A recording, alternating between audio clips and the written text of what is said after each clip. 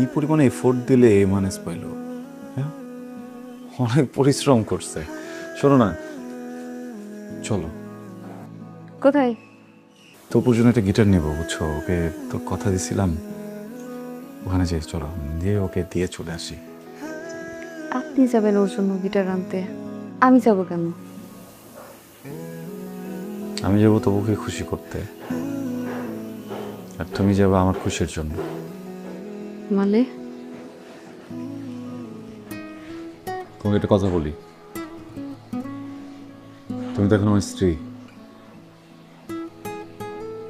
অনেক ভালোবাসো আমাকে, আমি বুঝি। অনেক ভালো না বাসলে সৃষ্টিকর্তা তো তোমাকে আমার কপালে লিখত না, তাই না? কিন্তু আমি একটা স্টুপিড খারাপ মানুষ, এই জন্য তোমাকে অ্যাভয়েড করছি এতদিন, এখনো করি, আর কখনো করব না। একটা কথা কখনো বলিনি, বলবো?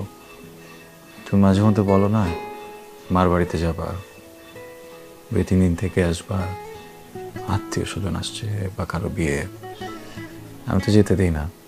কি বলি, বাসায় কি থাকবে, খালি বাসা রেখে যাওয়া যাবে না, এমনি বলি।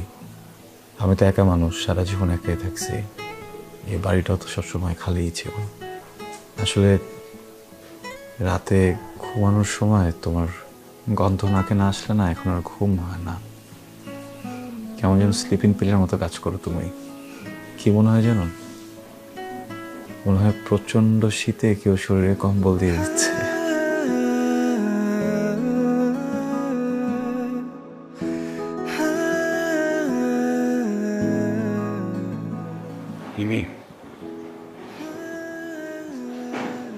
আমি তোমাকে অনেক ভালোবাসি,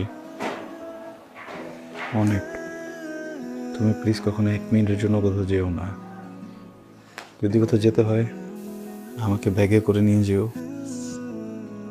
শোনেন, এরপর থেকে যখন রেজাল্ট দেবে আমাকে আগেই বলবে, আমি সাজগোজ করে থাকবো। কেন? এত সুন্দর কথা তো অন্যান্য দিন বলেননি।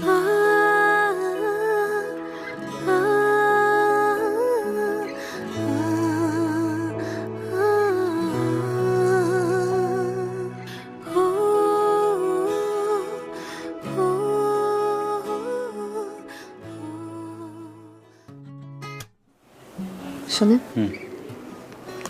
আমি না আপনাকে একটা কথা কখনো বলিনি। কি? আমি না আপনার পকেট থেকে সবসময় 100 টাকা চুরি করি। কেন?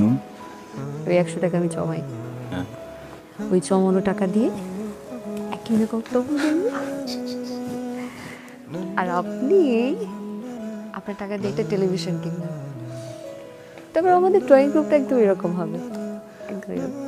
জি, কিনবো।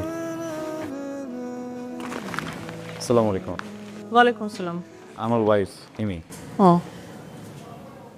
তপুর রেজাল্ট দিল তো, তো ওর জন্য একটা গিফট আনলাম, ভাবলাম ওয়াইফকেও নিয়ে আসি, আপনাদের সাথে দেখা করাই। তপুর রেজাল্ট শুনে গিফট নিয়ে আসছেন গিটার না? তপুর রেজাল্ট কি? সরি? মানে তপুর রেজাল্টটা কি?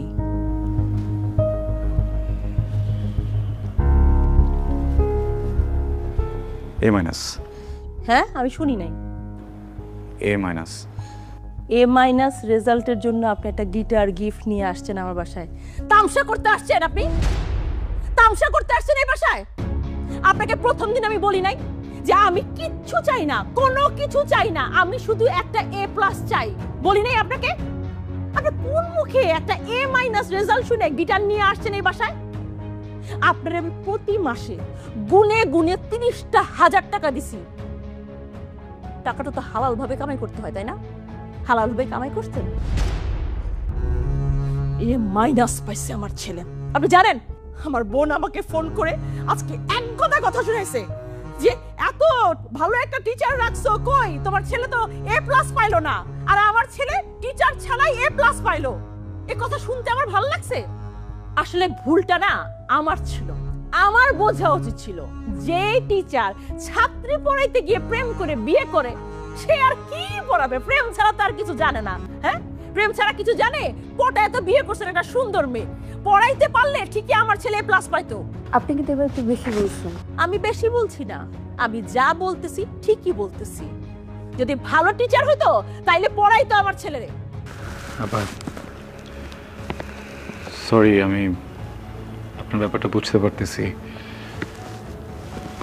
ওয়াইফকে নিয়ে তেমন একটা বের হওয়া হয় না। আজকে আসছি তো, আরেকদিন আসি।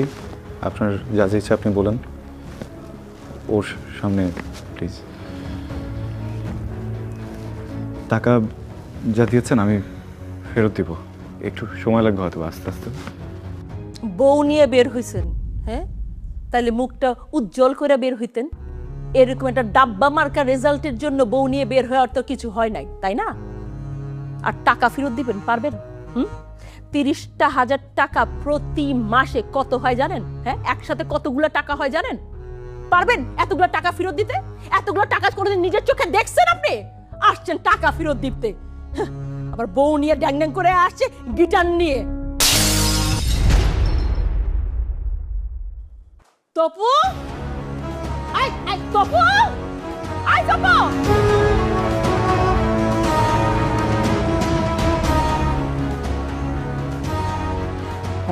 আমার ছেলে কই, কি অবস্থা? তবু কই? চলো। লাভ নেই। কেন?